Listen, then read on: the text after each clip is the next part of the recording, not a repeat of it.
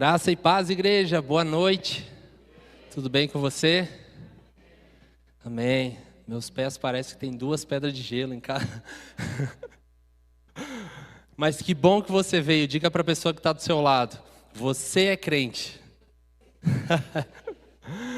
Deus tem algo para nós nessa noite, meus irmãos.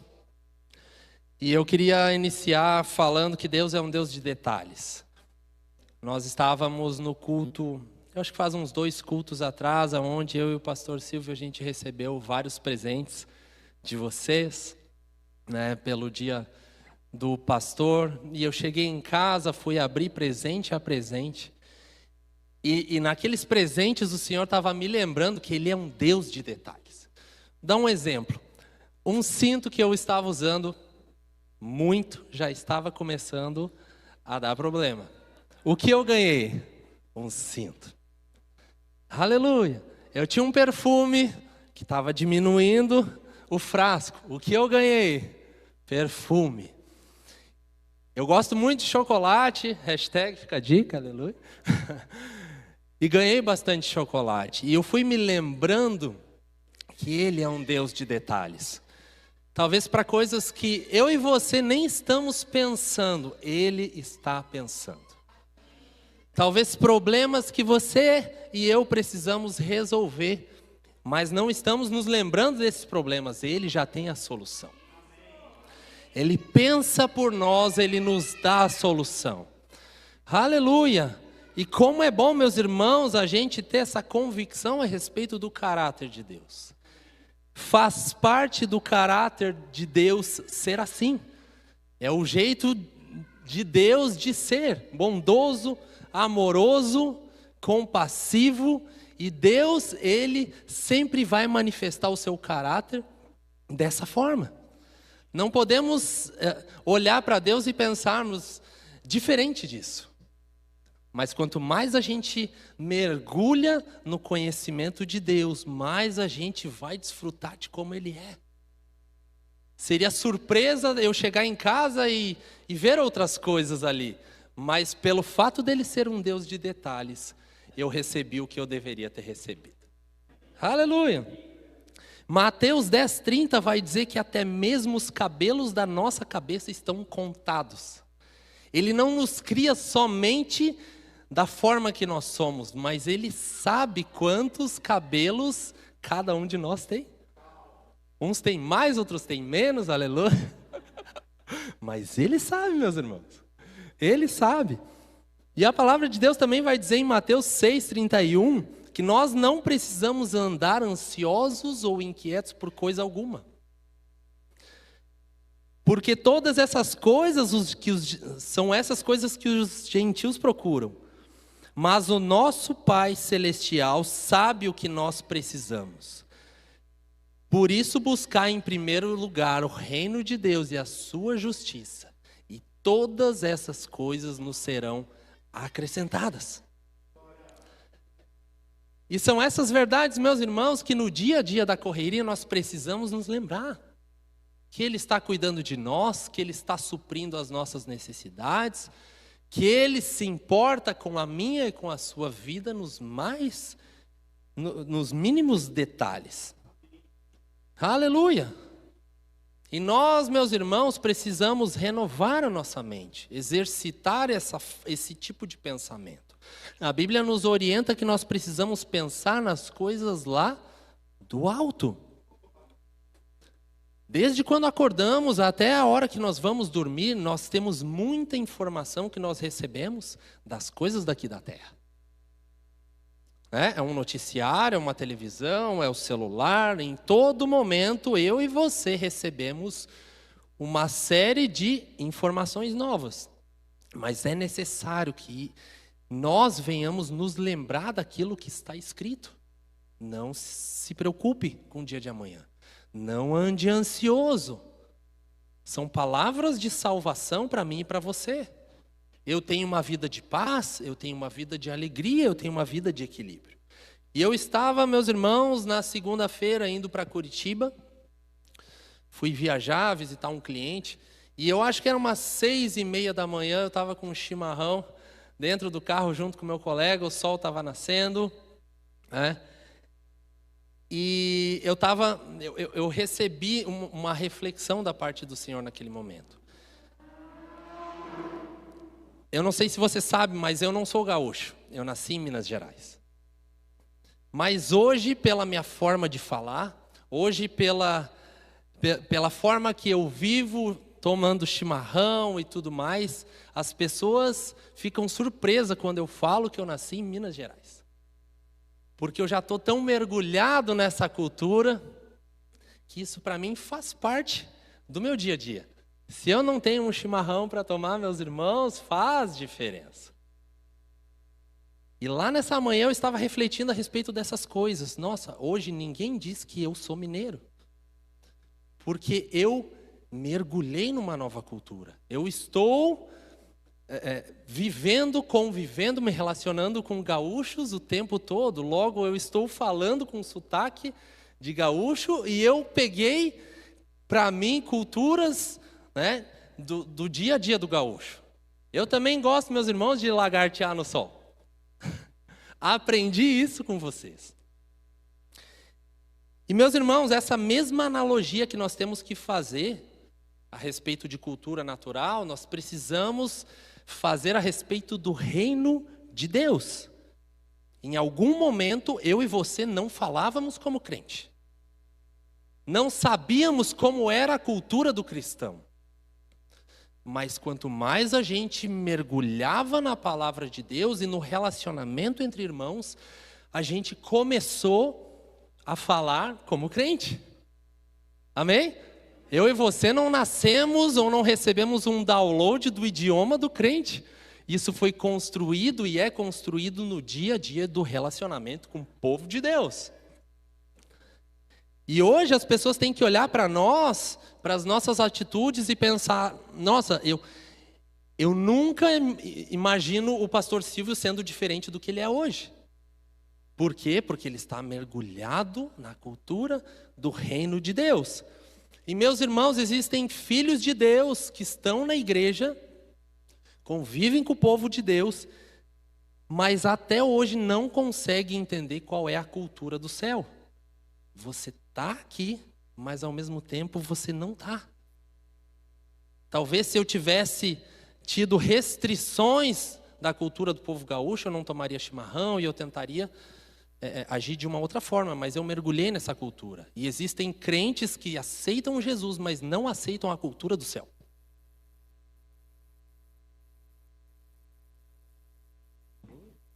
Vamos trocar.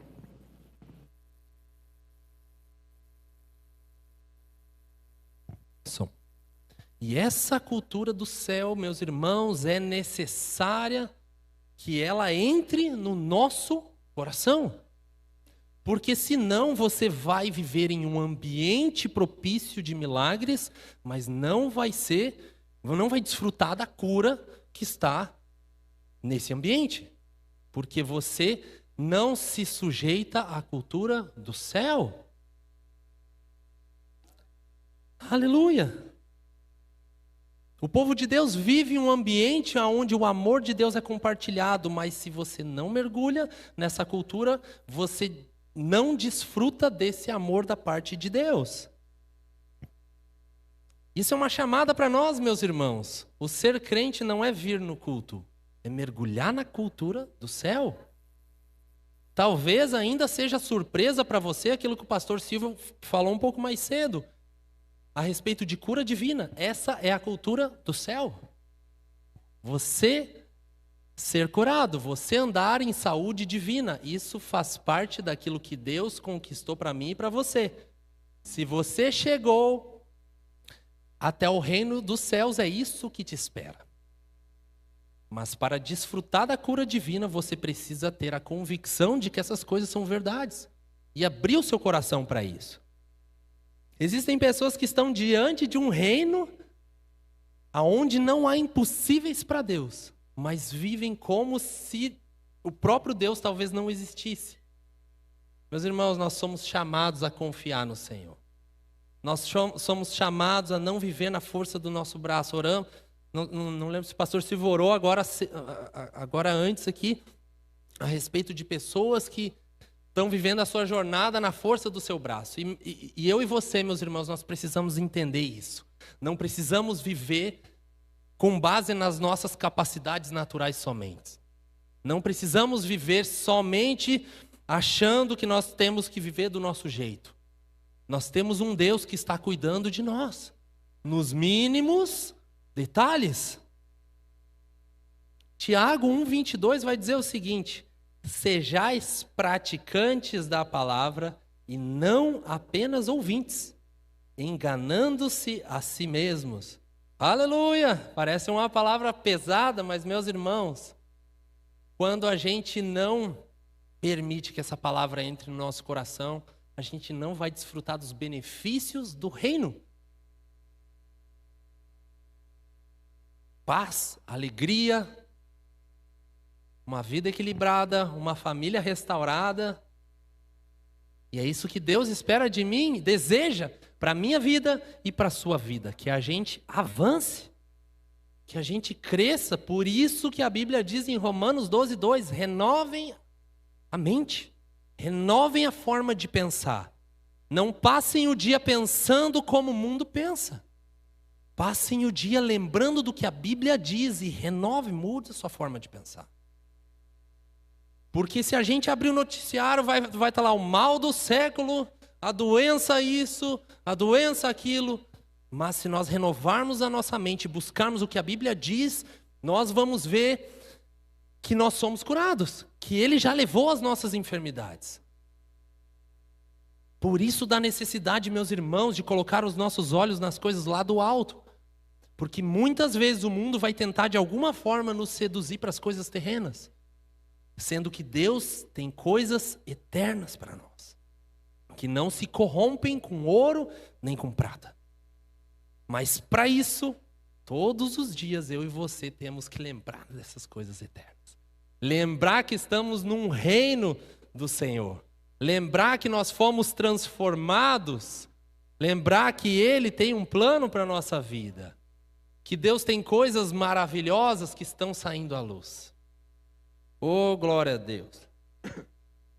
E eu queria falar um pouquinho a respeito de Davi.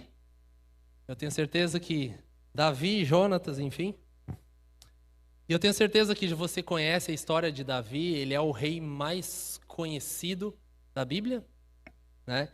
E Davi, ele foi o 8º filho de Jessé. Havia uma situação onde o rei Saul havia desagradado a Deus. E Deus escolheu, levantou outro rei para reinar no lugar de Saul.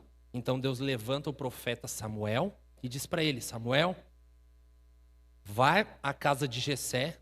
Jessé era o pai de Davi. Vá até a casa de Jessé e unge o próximo rei que eu escolhi. E Samuel foi até a casa de Jessé. Chegando lá, ele viu 7 filhos de Jessé. Haviam filhos formosos, grandes, fortes. E o próprio Samuel, o profeta, pensou: deve ser esse daqui, né? Pela formosura, pelo porte. E Deus disse para ele que não era aquele filho. E um por um Deus havia sinalizado para o profeta que não era para ungir como rei nenhum daqueles 7 filhos. E Samuel pergunta: tem mais alguém nessa casa? E aí foi quando falaram: olha, tem o 8º filho, que é Davi, que ele está lá com as ovelhas. Aí chamaram Davi, porque sem chamar Davi eles não iriam jantar. E quando Davi chega na casa, que Davi era o mais novinho, era o menor da família, quando Davi chega ali, Deus confirma no coração de Samuel: é esse aí. Unge Davi como rei. A Bíblia não vai dizer qual é a idade que Davi tinha, mas estudos dizem que ele tinha de 12 a 15 anos de idade. Um adolescente para jovem, sendo levantado como rei. Porque Deus é quem vê o coração. Aleluia! E lá em 1 Samuel, capítulo 1, verso 13, vamos abrir lá.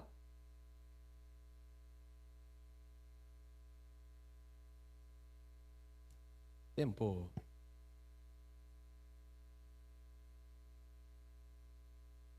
Rapaz. 1:13. Coloquei. Não é essa passagem, velho. Pois eu acho. A Bíblia descreve que a partir do dia em que Samuel foi ungido, o Espírito do Senhor veio poderosamente sobre a vida de Davi. Era para ser esse versículo. E os dias, desde quando ele foi ungido, meus irmãos, os dias foram passando e a unção que estava sobre Davi, desde aquele dia, foi se manifestando. Foi revelando.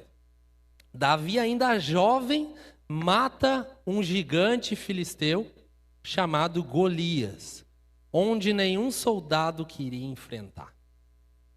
Eu sei que você sabe essa história, muito bem. Espero que não pela série da Record, aleluia.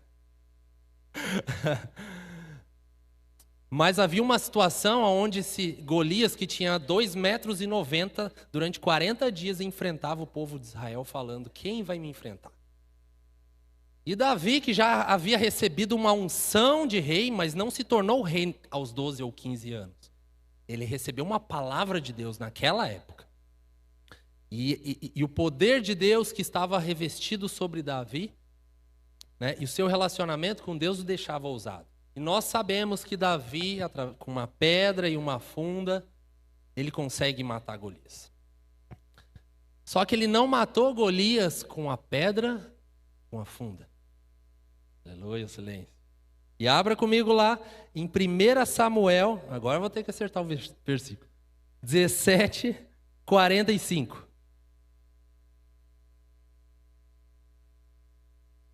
Davi, porém, disse ao filisteu: tu vens contra mim com espada e com lança, e com escudo. Eu, porém, vou contra ti em nome do Senhor dos Exércitos, o meu Deus dos exércitos de Israel, a quem tens afrontado. 46.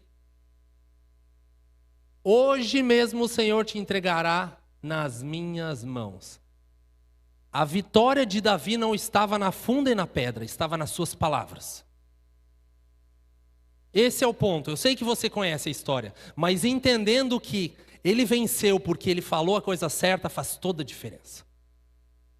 Ele, antes de ir lá e jogar a pedra que acertaria na testa dele, ele disse o que iria acontecer. Hoje mesmo o Senhor te entregará nas minhas mãos. Ferir-te-ei, tirar-te-ei a cabeça e os cadáveres do arraial dos filisteus. Darei hoje mesmo as aves dos céus e as bestas feras da terra, e toda a terra saberá que há Deus em Israel. 47. Saberá toda essa multidão que o Senhor salva, não com espada nem com lança, porque do Senhor é a guerra. E Ele vos entregará nas nossas mãos. Aleluia! Meus irmãos, quantas vezes talvez eu e você estamos lutando com armas naturais? Pensando ou esperando a nossa vitória através da força do nosso braço. Mas a Bíblia nos ensina desde Gênesis que as coisas foram simplesmente criadas pela palavra de Deus. E Davi usou com muita maestria e sabedoria, usou corretamente as suas palavras e teve a vitória. Naturalmente falando, poderia ser quase que impossível um jovem que sai por detrás das malhadas vencer um gigante, um líder do outro lado de 2,90 m. Mas, meus irmãos, quando nós falamos as palavras certas, nós temos a vitória sobre o impossível. É hora, meus irmãos, de nós falarmos a coisa certa, talvez dentro de casa. Talvez nós precisamos alinhar a nossa linguagem com a esposa, com o marido, com os filhos. Tantas são as pessoas que falam maldição a respeito dos seus filhos, e aquilo que você diz não pode esperar outra coisa disso. Se você não fala bênção, você não vai colher bênção. O princípio de semear e colher, ele também serve para as nossas palavras.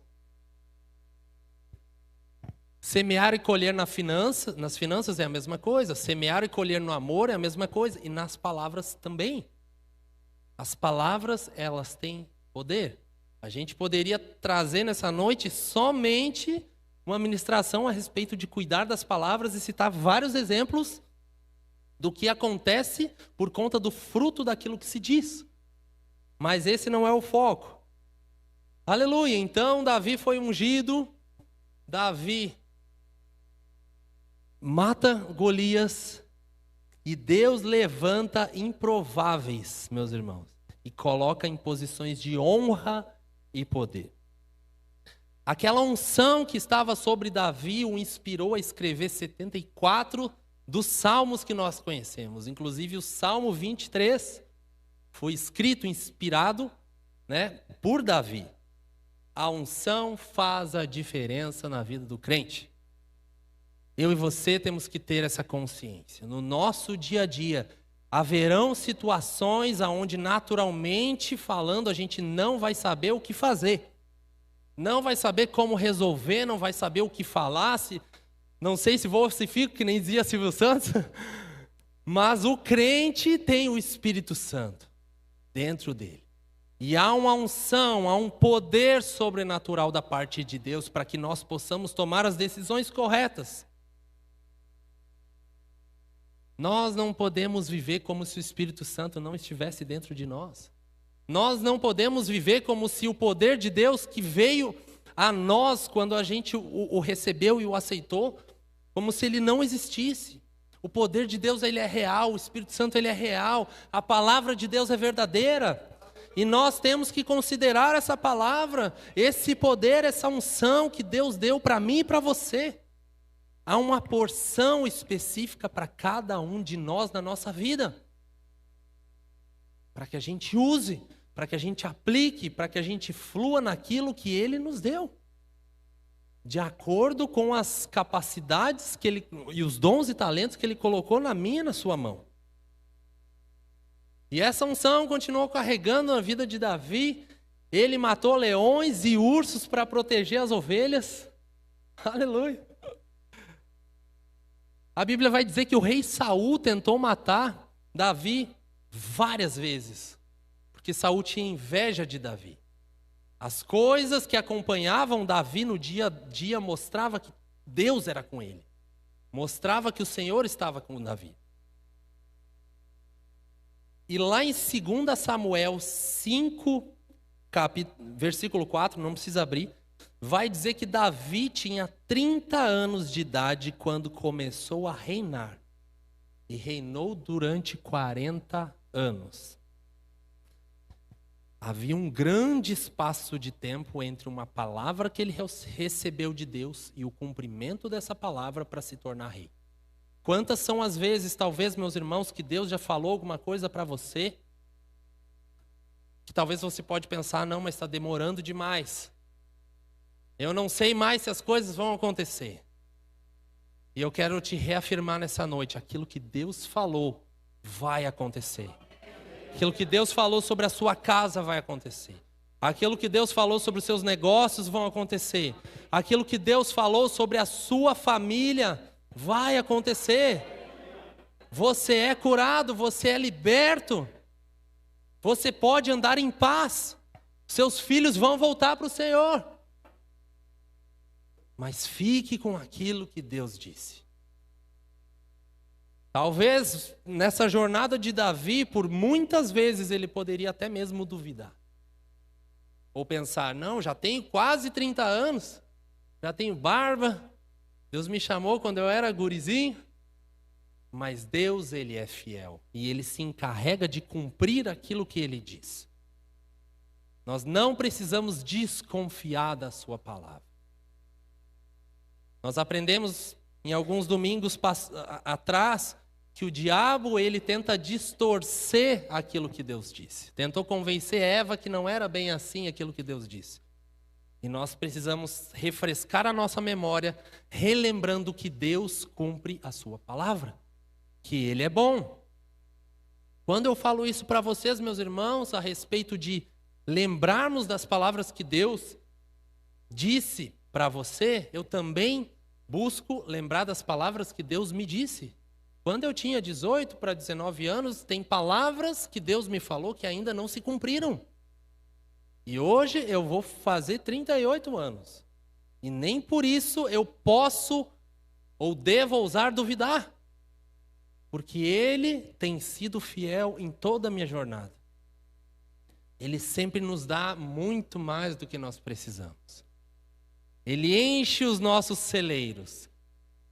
A bênção do Senhor enriquece, a palavra diz. Com ela não traz desgosto.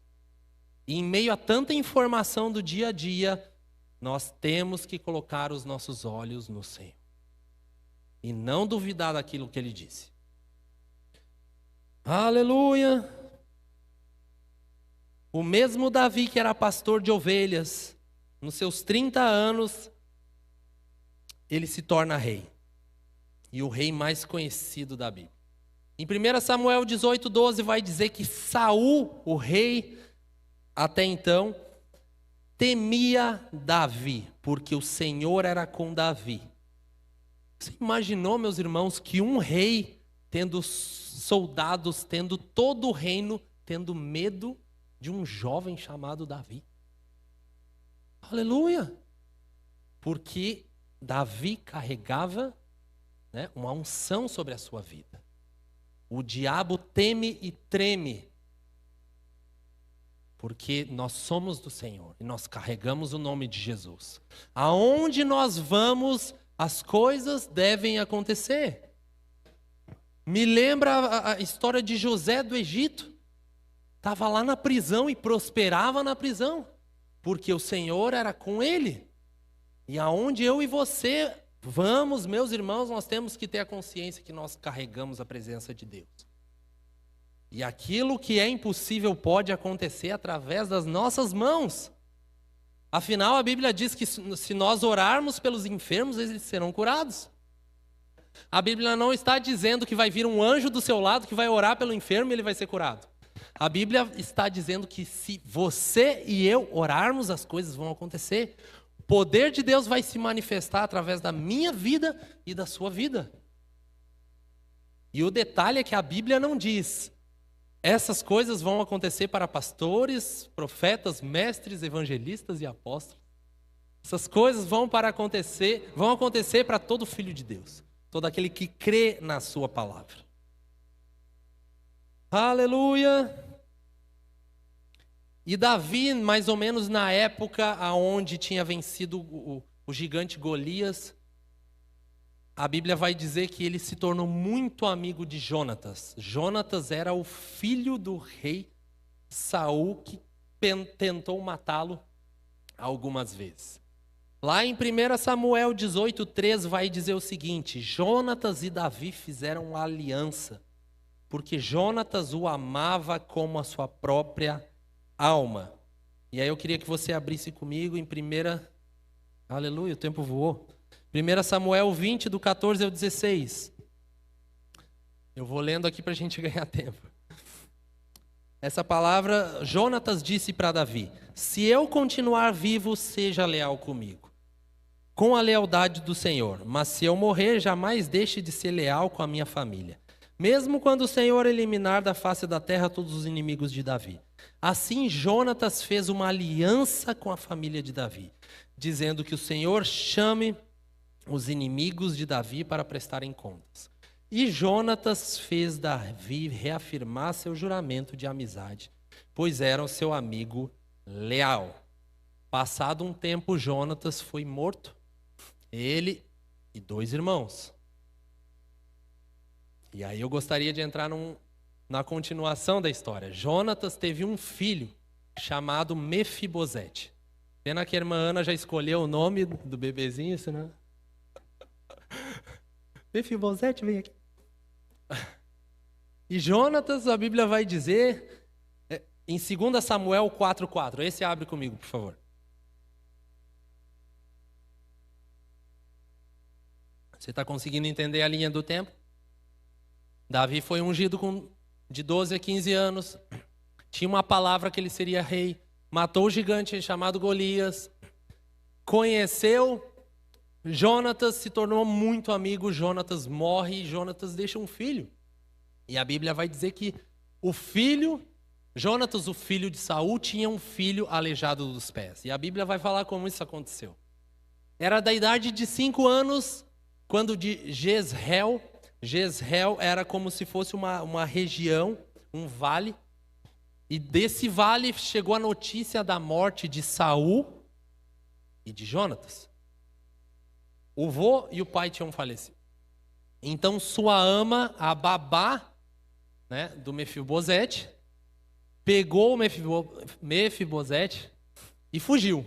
Sucedeu que, apressando-se ela a fugir, ele caiu e ficou manco, ficou aleijado. Seu nome era Mefibosete. Aleluia! Que situação, meus irmãos. Na correria, a criança de 5 anos ficou aleijada. E eles foram para Lodebar. Lodebar em hebraico significa um local sem pasto ou sem pão. Os estudos vão dizer que a região de Lodebar, onde Mefibosete foi com a babá, era uma região com uma série de dificuldades e problemas.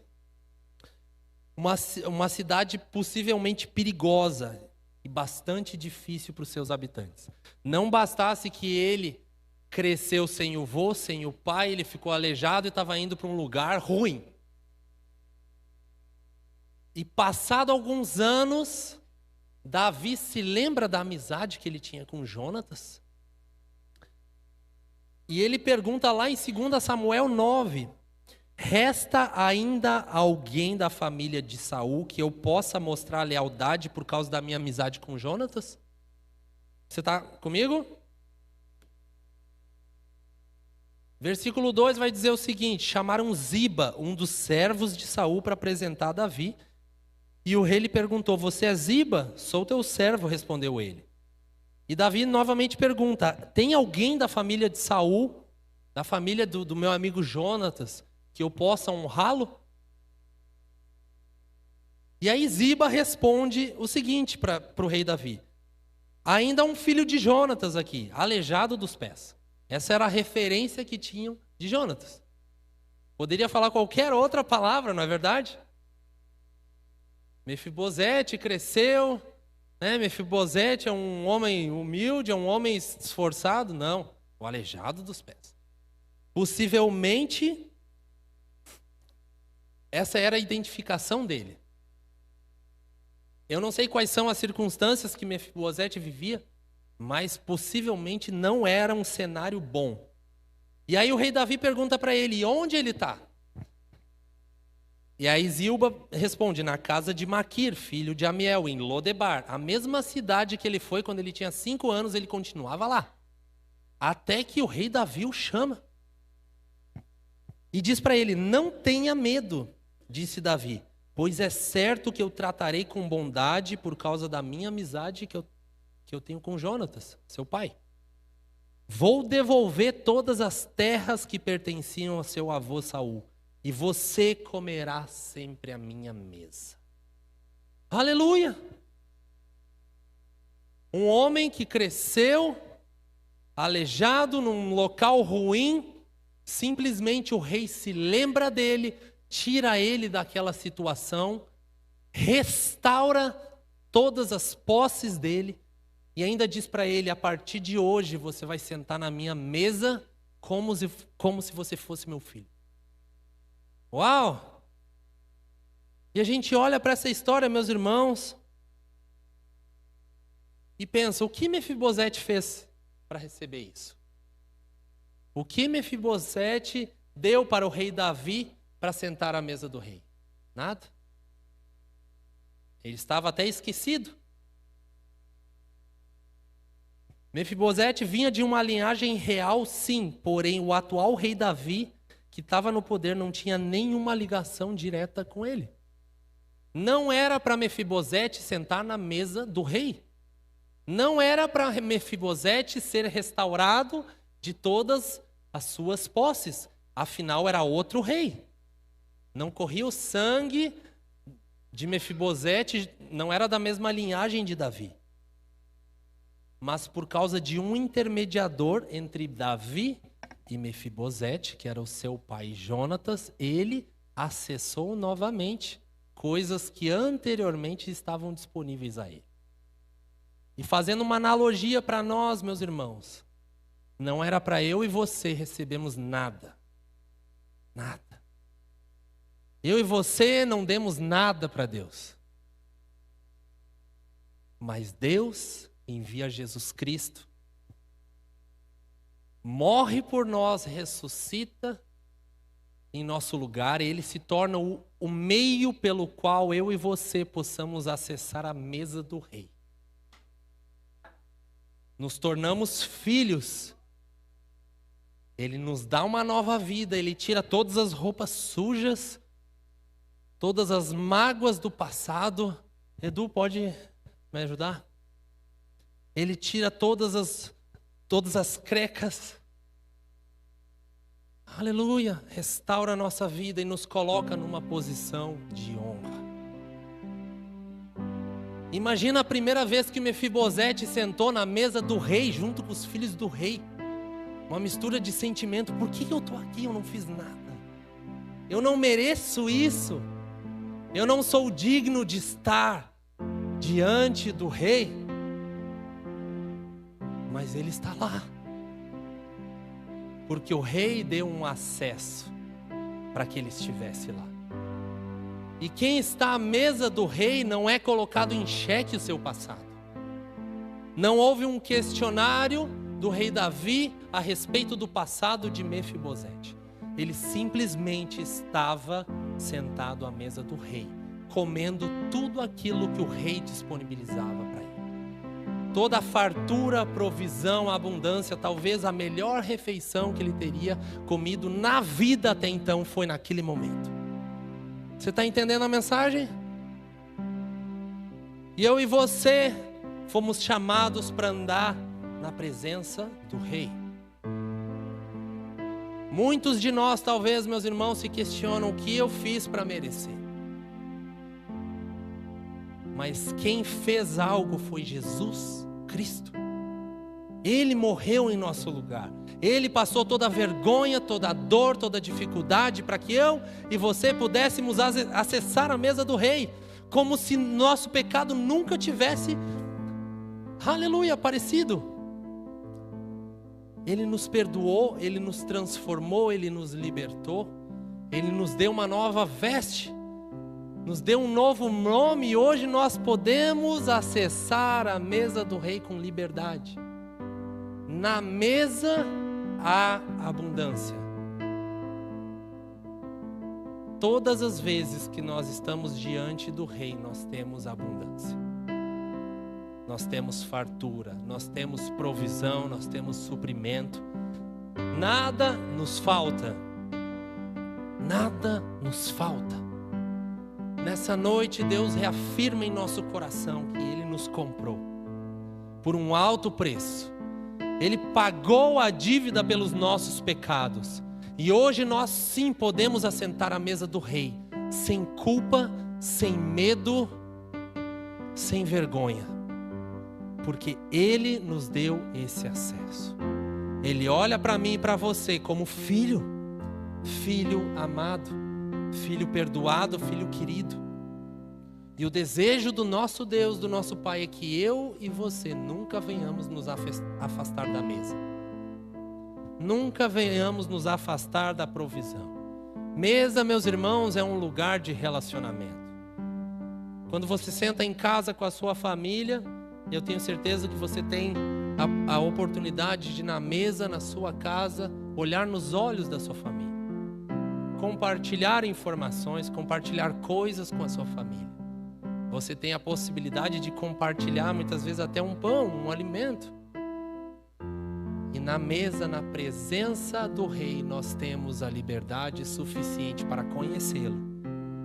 Mais e mais, porque Ele já nos conhece. Pastor Silvio. Aleluia. E na parábola do filho pródigo, meus irmãos, havia um filho que se afastou da presença de Deus. E eu quero só relembrar, antes de passar a palavra para o pastor Silvio, que esse filho que se afastou do Senhor, ele olhou para a situação que ele estava, porque estava afastado do seu pai, e viu: eu estou com falta, eu estou com fome, eu estou com escassez, eu vou voltar para a casa do meu pai, mas não como filho, afinal eu errei, e agora eu vou voltar como servo. Mas é importante nós nos lembrarmos que quando o pai vê o filho retornando à casa, o pai troca a roupa suja do filho, coloca um anel no dedo do filho e diz: vamos fazer uma festa, porque o meu filho que estava perdido agora, ele voltou para casa. Nós não temos motivos para ficar com medo ou tristes, ou pensarmos: Deus não vai me receber de novo. O desejo de Deus é simplesmente estarmos com Ele na mesa, estarmos com Ele unidos e desfrutando de tudo que há de melhor da parte do Senhor. E nessa noite nós temos a oportunidade, meus irmãos, de ceiar, a oportunidade de fazer aquilo que Ele nos prometeu, aquilo que Ele nos permitiu fazermos, cearmos na ceia do Senhor.